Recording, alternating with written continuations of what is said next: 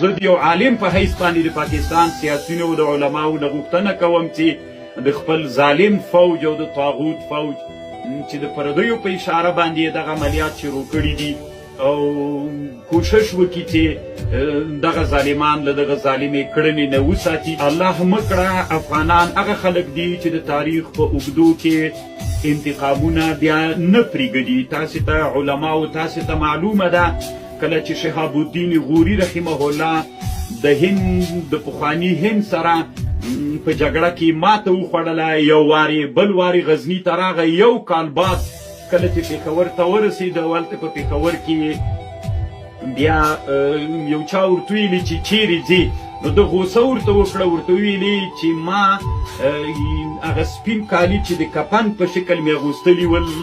د مقابلې دپاره، او نو هغه سپین کالي له تېر کال نه تر اوسه ما نه دي بدل کړي، سره له دې چې زه تقریبا له اجمیر نه تر غزني پورې راغلم، اوس بېرته دغه دره روان یم، نه مې هغه کالي بدل کړي دي او نه مې له تر اوسه له خپلې ښځې سره جمعه کړې ده چې تر څو پورې انتقام وانه خلم. هماغه و چې الله عز وجل بیا د مسلمانانو فتح نصیب کړه. نو موږ د تاریخ په اوږدو کې هغه انسانان یو چې